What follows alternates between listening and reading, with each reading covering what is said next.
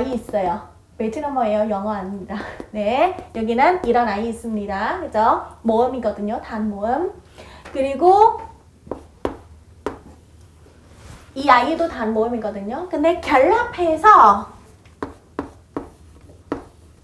이렇게도 모음이거든요. 근데 이중 모음입니다. 이해할 수 있죠? 그래서 기본 문자는 이런 아이 있죠. 이런 아이 있죠. 이런 아이예요. 그죠? 그리고 기본을 기반으로 그 다음에는 더 만들 수 있다. 만든 다음에 그러면은 어떤 단계적으로 첫 번째는 그냥 단기호부터 시작합니다. 단기호는 단모음, 단자음, 성조. 그죠? 그 다음에는 이중기호 만들 수 있어요. 이중기호는 이중모음, 이중자음. 그죠?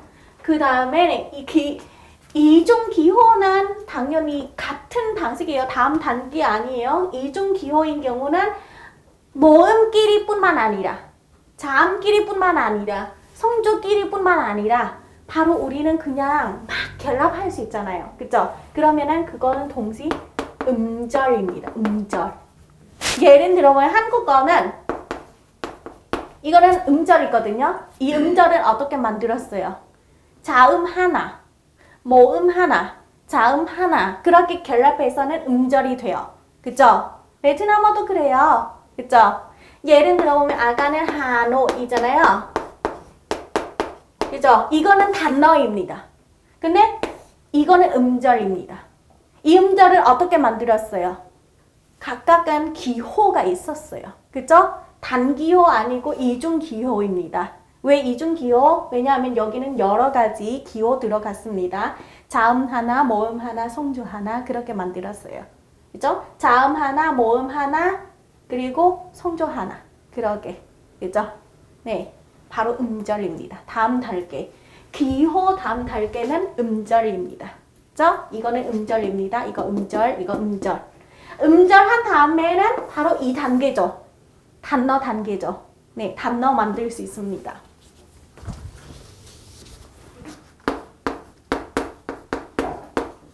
단어 만들 수 있죠. 네, 단어 만들 다음에 우리 문장 만들 수 있죠. 문장. 맞습니까? 우리는 대부분 외국어 공부하는 목표는 바로 그 나라의 사람들과 대화할 수 있는 목표이죠. 그럼 여기까지만 맞추면 돼요. 그죠? 더 작품, 작가가 되는 거 아닙니다. 그죠? 그래서 문단, 작품 그 정도 아닙니다. 그냥 좀 문장까지만 알면 돼요. 그죠? 네, 문장까지. 근데 문장까지 만들려면은 우리는 앞 단계들 꼭 걸어가야 돼요. 그죠? 네.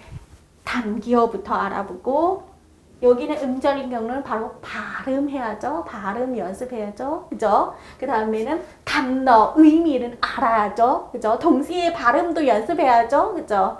네, 그리고 문장도 만들 수 있죠. 문장은 바로 여기는 글은 어떻게 쓰는 건지, 어떻게 발음하는 건지, 무슨 의미인지 다 포함해서. 그죠? 그 다음에는 그 문장은 던져요. 그러면은 내가 하고 싶은 의미를 전달할 수 있는 거죠. 네, 이거는 바로 우리 마지막 목표입니다. 근데 이 마지막 목표를 달성하려면은 앞 단계들은 꼭 잘 하셔야 되죠. 네, 특히 바로 발음 오늘 할 거예요. 그죠? 네, 이렇게 합니다. 자, 좀 하기 전에 잠시만요. 그러면은 여기 우리는 베트남어를 잘 하려면은 발음은 한꺼번에 딱 첫 걸음부터 발음을 해야 되잖아요. 발음을 공부해야 되잖아요. 그래서 여기 이런 것들은 꼭 알아야 되거든요. 아까 설명해 드렸는데 단모음인 경우는 12개 있고 이 12개를 기반으로 이중모음 만들 수 있다. 그러면은 다 제한이 있죠. 그죠? 너무 많이 만들 수 없죠. 그죠? 대부분은 한 35개 정도 만들 수 있어요. 근데 35개이더라도 작은 숫자 아닙니다. 맞습니까? 네. 근데 걱정 안 하셔도 돼요. 왜냐하면 여기 단모음을 제대로 배웠으면은 내 출론으로, 내 습관으로 이런 아이들은 다 발음할 수 있어. 쉽게 이해할 수 있게. 자, 한국어인 경우는 오 모음 있죠. 아 모음 있죠. 그러면은 이런 모음도 있죠. 이거는 단 모음이거든요. 이거는 이중 모음이거든요. 제가 한국어를 배웠을 때 그냥 오, 아 알면은 이 아이 발음할 수 있어. 와, 그렇게 왠지도 모르게. 근데 이제 알아요. 베트남어도 그런 방식으로 하니까 이해하시죠? 네, 그래서 단 모음은 제대로 배웠으면은 그러면 이중 모음도 그냥 내 추주대로 발음할 수 있어요. 그래서 이거는 큰 문제가 되지 않습니다. 진짜로. 그냥 몇 번 연습하면 돼요. 네. 자, 단자음도 17개인데 이 단자음 기본으로 또 이중자음 만들 수 있습니다. 그리고 또 다행히 많지 않습니다. 한 11개밖에 없어요. 11개밖에 없어요. 그리고 단자음은 이미 혼자 있으면 내가 발음할 수 없잖아요. 그래서 그냥 이런 아이들은 잘 알아도 그래서 이중자음 어떻게 발음할 건지도 출력 못해요. 출력 못합니다. 예를 들어보면 한국어는 기억 있죠. 그죠? 쌍기역도 있죠. 근데 이 아이는 이렇게 발음하니까 이 아이는 이렇게 발음할 수밖에 없다. 그런 출력 없습니다. 외워야 돼요. 맞습니까? 베트남어도 그렇습니다. 이런 경우. 모음만 출력할 수 있어요. 자음인 경우는 규칙이 없기 때문에 근거가 없기 때문에 우리는 외워야 돼요. 그러면 결국은 우리 어떤 것을 좀 따로 해야 하냐고 물어보면 단자음을 무조건 배워서 외워야 돼요. 그쵸? 성조도 그렇고 단자음도 그렇고 이중자음도 그렇습니다. 그쵸? 이중 모음인 경우는 그냥 연습하면 돼요. 그죠? 네. 그러면은 다 하면은 이 정도, 이 단계까지 이미 된 겁니다. 이해하시죠? 네. 앞으로는 우리 이 두 가지 단계만. 그리고 이 단계는 그냥 우리는 복습하는 걸로. 이해하시죠? 네. 그렇게 할 겁니다. 자, 다시 한번 여기는 하나, 둘, 셋, 넷, 다섯 개의 부분이 있습니다. 영역이 있습니다. 그러면 어떤 순서로 알아보면 좋을지 제가 바로 좀 경험적으로 제일 먼저는 이 아이들 꼭 알아봐야 됩니다. 오늘 알아볼 거예요. 첫 번째는 단모음부터 알아봐야 돼요. 두 번째는 여기 성조 알아볼 겁니다. 그리고 자, 세 번째는 여기 단자음 알아봐야 되고 이중자음 알아보고 마지막 이거는 출론할 수 있기 때문에 굳이는 처음부터 할 필요 없어요. 맨 마지막에 알아보면 돼요. 그죠? 제가 이 순서로 소개해 드리겠습니다. 그리고 이번 시간은 우리 아마도 단모음하고 성조까지 알아볼 거예요. 다음 시간은 단자음하고 이중자음 그리고 다음 시간은 이중모음 연습할 건데 동시에는 여기는 전부 다 연습할 수 있습니다. 그죠? 네. 그 다음부터는 우리는 어느 정도는 바로 단어 단위부터 알아볼 수 있게 할 겁니다. 네. 혹시 질문이 있으면 편하게 질문을 해주세요. 네, 질문 있습니까? 네, 그러면은 다시 한번 본격적으로 알아보도록 하겠습니다. 우리 단모음부터 알아볼게요. 네.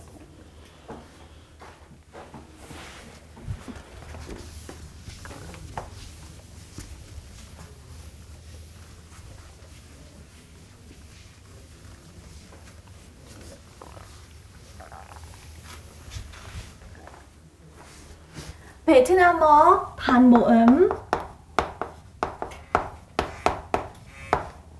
12개가 있습니다.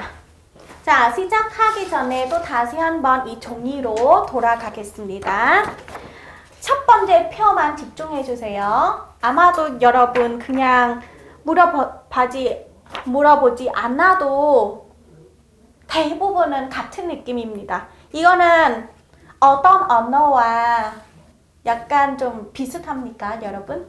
첫 번째 표만 보면 영어죠. 맞아요. 그거는 당연한 겁니다. 그죠? 영어입니다. 자, 근데 제가 강조해야 합니다, 여러분. 강조해야 돼요. 영어와 비슷하지만 근데 결국 영어가 아닙니다. 꼭 기억해 주세요. 네. 영어는 여러분 그냥 참고로 해주세요. 영어에 너무 의지하시면은 결국은 영어도 아니고 베트남어도 아닙니다. 그죠? 그냥 참고로 해주세요. 네.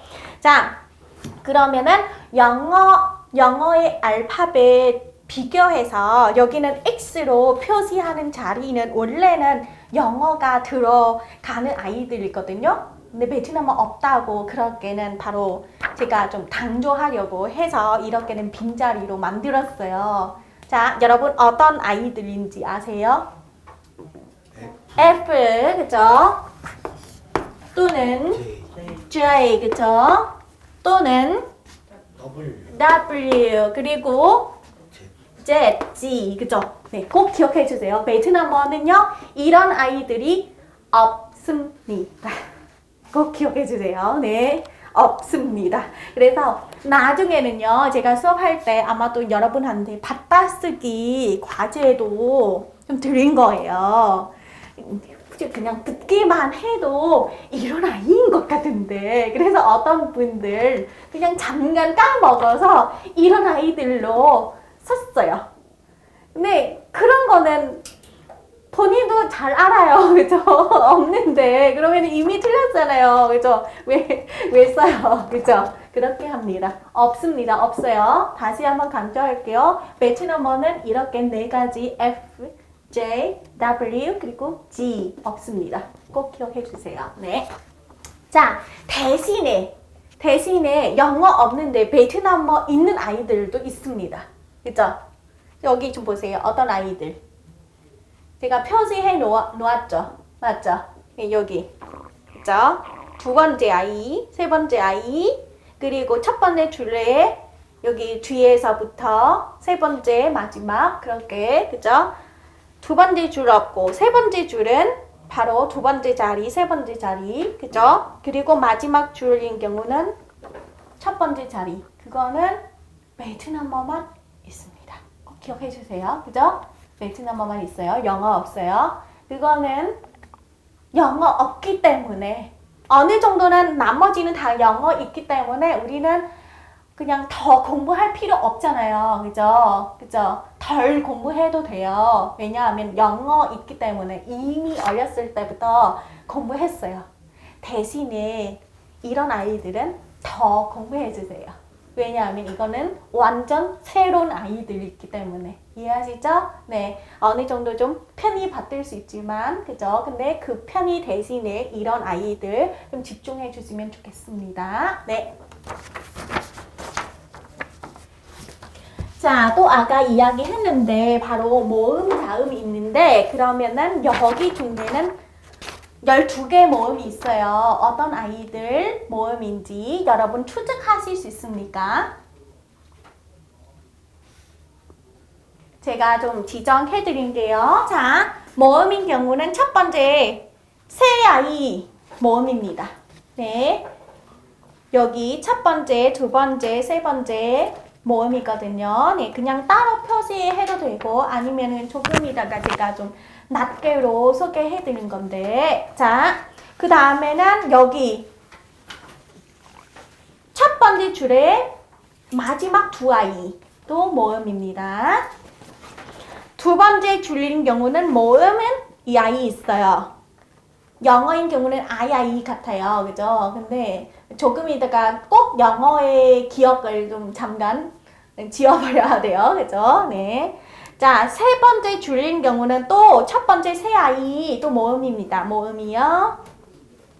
그리고 마지막 아이는 이유. 영어인 경우 이유예요. 여기. 네, 세 번째 마지막 이유. 그죠? 그리고 마지막 줄인 경우는 첫 번째 아이. 네, 그리고 Y 아이예요. Y. 세어보세요. 12개 맞는지. 12개 맞죠? 네, 그거는 바로 베트남어의 12개 단모음입니다. 네, 단모음은 무조건 잘해야 돼요. 잘해야 돼요. 안 그러면은 네, 내가 끝까지 베트남어를 못합니다. 그쵸? 꼭 기억해 주세요. 단모음은 무조건 잘해야 돼요. 네, 자 그러면은 이제 순서대로 좀 소개해 드리겠습니다. 당연히 아까 제가 말했잖아요. 모음 그룹, 그 다음에는 단모음 그룹. 계속은 작게 그룹을 만들었어요. 왜 그렇게 하냐고 물어보면 더 작게 하면은 특징이 더 깊이 알아볼 수 있습니다. 맞죠? 그래서 단모음까지 그룹을 만들었는데 근데 제가 스스로 그 단모음 12개는 또 5개 그룹을 나눌 겁니다. 나눠서 여러분한테 소개해 드릴 거예요. 왜냐하면 같은 그룹에 속한 아이들은 또 완전히 깊은 특징이 있을 거예요. 네, 제가 소개해 드릴게요. 자, 또 하나 더 있는데 할 말이 좀 많은 것 같은데 여기는 한 칸에 기호 2개 있는 거 보이시죠? 맞죠? 한 칸에 여기 뭐 이거는 뭐라고 해요? 네모 그죠? 한 네모 안에는 2개의 기호 있잖아요. 그 차이는 뭐예요? 아세요? 맞습니다. 대문자, 소문자. 중국어 없죠? 한국어도 없죠? 베트남어와 영어만 있거든요. 우리는 당연히 4개의 언어 중에 다른 언어는 있을 수도 있는데 제가 몰랐어요. 근데 일단은 4개의 언어 중에는 베트남어하고 영어만 대문자, 소문자 그렇게 기호는 좀 구별합니다. 맞죠? 그리고 다행히 좀 어떤 기준으로 대문자, 소문자를 사용하냐고 물으면 영어와 같습니다. 그래서 따로 배울 필요 없어요. 그죠? 네, 영어와 비슷해요. 문장을 시작할 때는 첫 문자는 무조건 대문자로 씁니다. 그죠? 두 번째는 고유명사. 예를 들어보면 자, tôi, tên, là, hiền 이렇게 할 거예요. 여러분 일단은 아직도 발음도 못하시고 무슨 의미인지 모를 수도 있는데 근데 여기 보세요. 문장 시작할 때 첫 문자는 무조건 대문자로 쓰셔야 합니다. 영어도 그렇죠. 네, 그리고 여기 중에는 갑자기 완전히 문장 시작하는 첫 번째 문자 아닌데 근데 왜 이렇게는 대문자로 썼죠? 그러면 두 번째 경우죠. 고유명사입니다. 고유명사는 뭐예요? 이름이요. 그냥 그대로 하는 거예요. 사람 이름이나 지역 이름. 그래서 그런 거는 다른 언어로 바꿔도 그냥 그대로 쓰는 거예요. 그쵸? 네. 제 이름. 그쵸? 그래서 그냥 그대로 쓰는 거죠. 베트남도 마찬가지로 한국 그렇게 완전은 대문자로. 그죠? 네, 그렇게 합니다. 오케이. 자, 이제 진짜로 단모음을 좀 소개하도록 하겠습니다. 그룹 1. 5개 그룹을 나눠서 소개해드리겠다고 했습니다. 그죠? 그래서 그룹 1부터 그룹 1인 경우는 3가지 아이가 있습니다.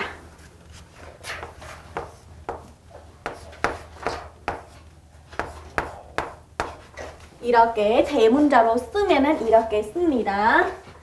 소문자로 쓰면은 이렇게 써요.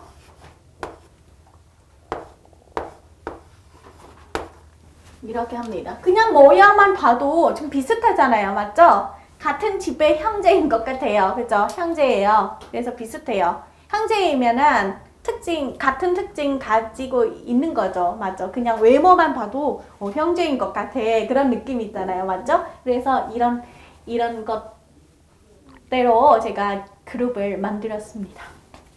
첫 번째는 우리는 뭘 외워야 돼요? 글 어떻게 쓰는 건지. 두 번째는 어떻게 발음하는 건지. 아직도 기호이기 때문에 뜻까지 없어요.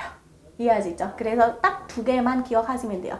글 어떻게 쓰는 건지, 어떻게 발음하는 건지 딱 2가지만 그냥 기호 단위이기 때문에 의미까지 들어가지 않습니다.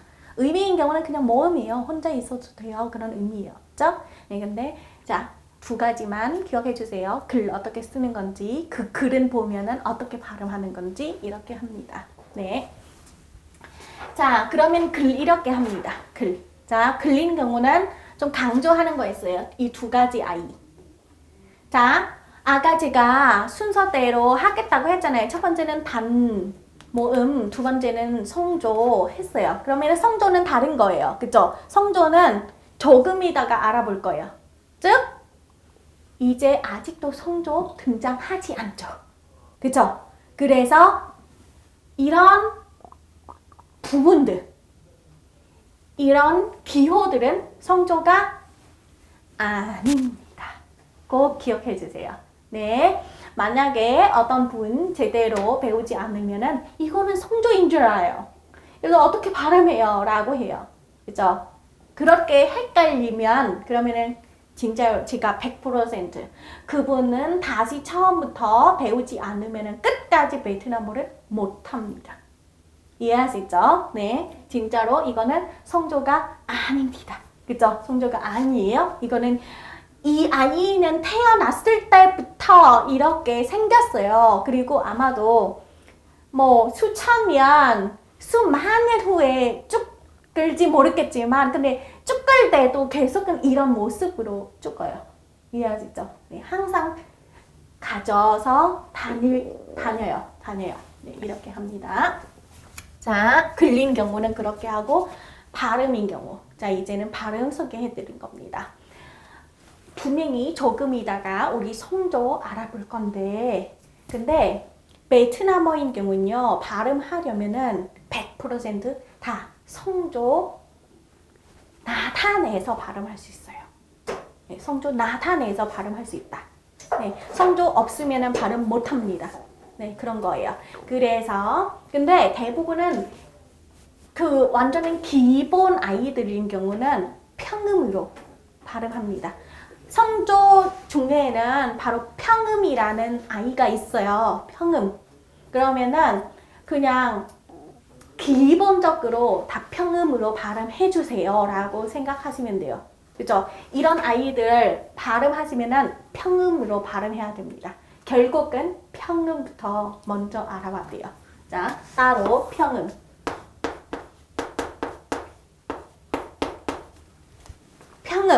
평음은 뭐냐고 물어보면 자, 첫 번째는 말 그대로 평이잖아요. 그죠? 평.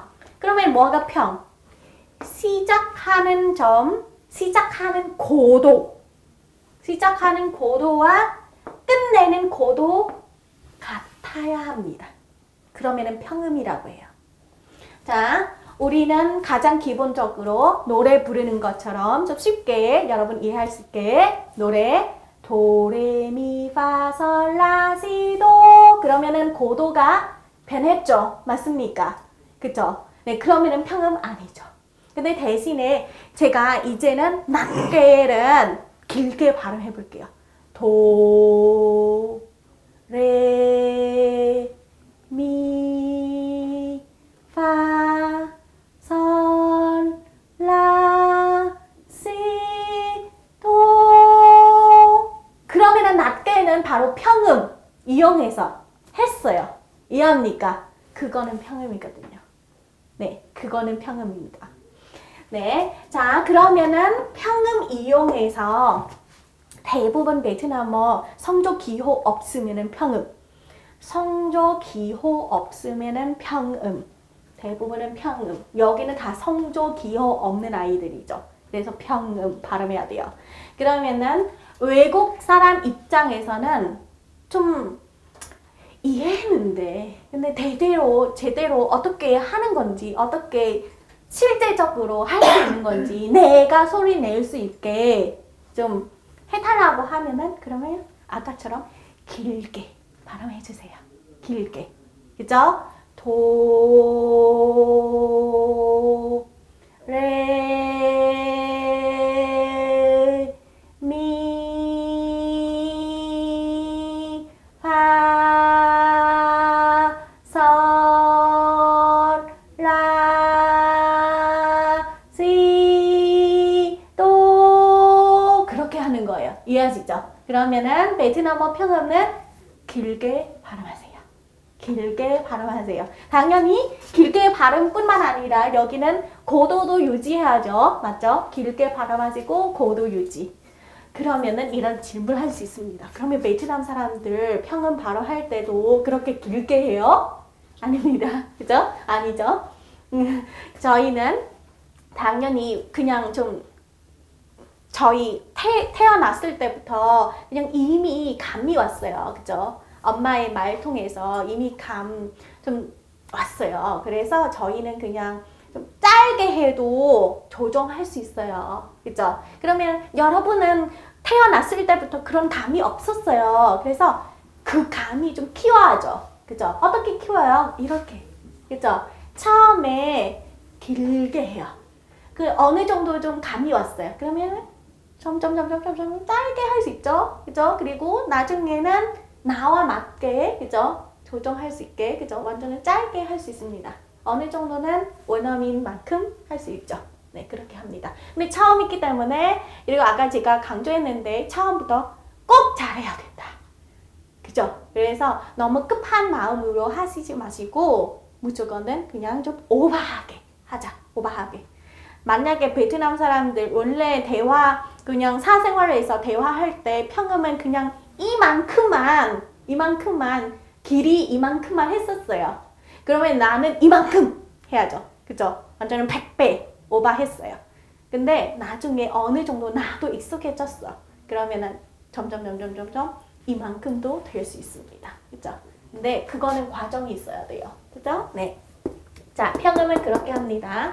자, 다시 돌아가 보면은 이 아이는 성조 기호 없으면은 무조건 평음으로 발음하셔야 돼요. 이 아이는 우리는 아직도 성조 기호 알아보지 않아요. 즉 모두 다 성조 기호 없습니다. 그래서 평음으로 발음해야 돼요. 자, 이 아이는 발음은요. 이 아이는 쉬워요. 만약에 한글로 하면은 제가 이렇게는 그냥 참고로 썼어요. 여러분 쓰지 마세요. 쓰시면은 어느 정도 좀 의존해요. 진짜로 의지해요. 그래서 나중에는 결국은 베트남만 말했는데 결국은 한국어가 돼요. 그죠? 네. 이거는 이런 의미 좀 비슷하게 생깁니다. 왜 비슷하게? 이거는 좀 포인트 있습니다. 입 모양. 베트남어 모음인 경우는 가장 중요한 거는 입 모양입니다. 입 모양. 그래서 이 아이는 이음 나온 건데, 근데 입은 완전 크게, 최대한 크게 하세요. 그리고 평음으로 하세요. 제가 좀 직관적으로 해볼게요. 이거는 합니다.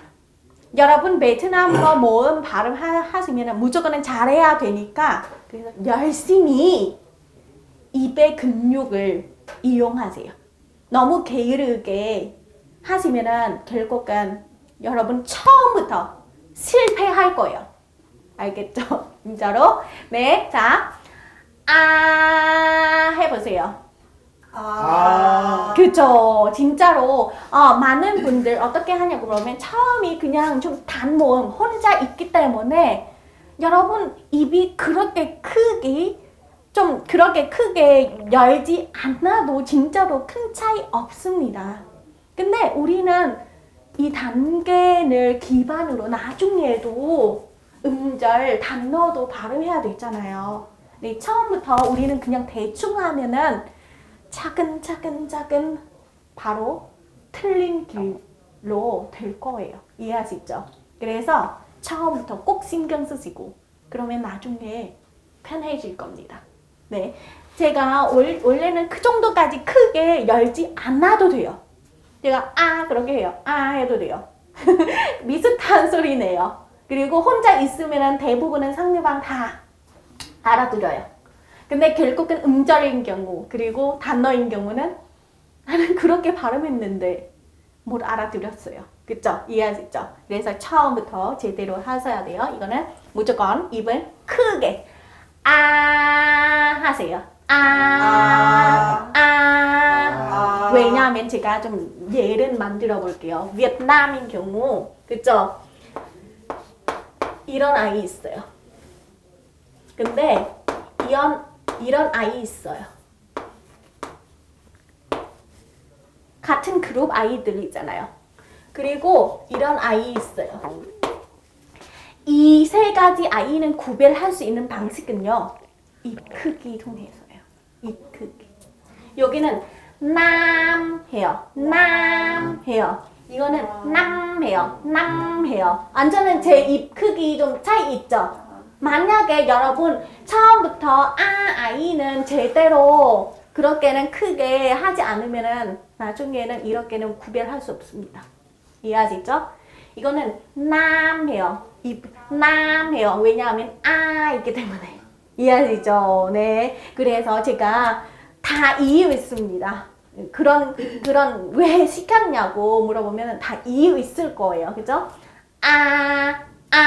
꼭 크게 하세요. 이거는 어려운 아이 않는데 근데 왜 그렇게까지 길게 이야기하고 왜 그렇게까지 시켰는지 그렇게 다 이유 있습니다. 그죠? 합니다. 합니다. 이해하시죠? 네. 자, 네 벌써 시작부터 한 언덕이 있어요. 언덕. 힘들게 그렇게 합니다. 자, 베트남어는 어느 정도 제 생각에서는 뭐 90%는 규칙적인 언어이거든요. 근데 90% 있기 때문에 아직도 나머지 10% 있습니다. 10%인데 벌써 시작부터 그런 10%가 있어요. 이런 아이들. 아까 제가 이야기했었잖아요. 바로 성조 기호 없으면 여기 보세요. 성조 기호 그죠? 성조 기호 없으면은 그러면 무조건 평음으로 발음해야 된다. 여러 번 강조했는데 근데 이 두 아이는 그런 규칙을 지키지 않아요. 근데 다행한 점이 있어요. 이 두 가지만 있어요. 나머지 없어요. 그래서 그냥 좀 힘들지만 이 두 가지 아이만 좀 받아주세요. 네, 이 두 가지 아이만 받아주세요. 다른 아이 없어요. 다른 거 없기 때문에 이거는 그냥 좀 한 집의 형제인데 장애인 아이가 2명 있다라고 생각하세요. 모양뿐만 아니라 좀 그렇게 특성도 그렇습니다. 그죠? 장애인이라고 생각해 주시고 잘 봐주세요. 네. 그러면은 지금 다시 할게요. 이 두 가지 아이는 발음하실 때는 이렇게 평음으로 발음하는 거 아닙니다. 올라가야 돼요. 그러면 어떻게 올라가요? 그러면 우리 아가는 평음인 경우는 여기는 도인 경우는 그러면 여기도 도 맞습니까? 그죠? 여기는 미인 경우는 여기도 미 그렇게 합니다. 그리고 제가 권장하는 고도는 미는 가장 쉬워요. 너무 낮게 하면 힘들어요. 도레 정도는 좀 약간 남성분들 좀 괜찮은 것 같은데 여성분한테는 힘들어요. 미인 경우는 적절한 것 같아요. 네. 근데 자, 이 장애인인 경우는 우리는 평음 아니고 올라가야 돼요. 그래서 시작할 때는 우리는 올라갔기 때문에 이런 경우는 낮게 시작하는 거는 좋아요. 왜냐하면 너무 높게 하면 힘들잖아요. 그래서 이런 경우는 도이나 레 정도 좀 시작하는 게도 나쁘지 않아요. 근데 무조건 올라가야 돼요. 어디까지 올라가냐고 그러면 그거는 제한 없어요. 그죠? 그냥 올라가면 돼요. 그래서 어떤 분은 좀 미까지 올라갔어요. 어떤 분은 파까지 해도 뭐 상관없습니다. 아무튼 올라가면 돼요. 네. 자, 그러면은 첫 번째는 고도는 그렇게 하는 건데 근데 자, 베트남어인 경우는 발음할 때는 두 가지 신경 쓰셔야 돼요. 첫 번째는 음은 아 소리인지 어 소리인지 이 소리인지는 그거는 음이라고 할게요. 그리고 두 번째는 바로 고도 그렇게는 꼭 신경 쓰셔야 돼요. 그죠? 고도인 경우는 올라가야 돼요. 이 두 가지 아이. 그죠? 근데 음인 경우는 약간 이 아이와 비슷해요. 그래서 한글로 표시하면은 힘들어요. 그냥 좀 느껴보세요. 제가 할게요. 이 아이는 아직도 이음 이용하면 될 것 같아요. 그죠? 이 아이는 자 올라가야 돼요. 자, 제 입 모양도 꼭 관찰하세요. 왜냐하면 베트남어 모음은 입 모양은 포인트이기 때문에, 그죠? 자, 자, 여러분 입을 움직이지 마세요. 그죠? 네. 네. 대부분은 이 입 모양도 비슷해요. 근데 그 정도까지 크게 열지 않아도 돼요. 근데 어느 쪽이 이쪽에 힘을 쓰세요. 당겨. 그죠? 그죠? 그거는 입 모양, 이 아이는 무조건은 다 크게 해야 돼요. 근데 이 아이는 어느 정도는 우리 이 양쪽으로 당겨야 돼요. 그죠? 그렇게 합니다. 고도, 여기 이 뭐 높이는 조금만 좀 줄였는데 대신에 이쪽으로, 그죠? 넓이는 더 많이 힘을 썼어요. 여기 올라가는 거는 여기에 목구멍을 이용해서 우리는 음민 경우는 입 모양 포인트, 고도인 경우는 목구멍, 그죠? 그래서 여기는 입 모양은 움직이지 않아요. 꼭 기억해 주세요. 입 모양은 그대로, 그죠? 네, 이거는 맞습니다. 여러분 열심히 연습하세요. 그리고 외국어 공부하기 때문에 물 꼭 잘 준비하세요. 좀 목 좀 쉬어질 것 같아요. 네, 여기요. 세 번째 이 아이는 자, 좀 관찰해 보세요. 제가 어떻게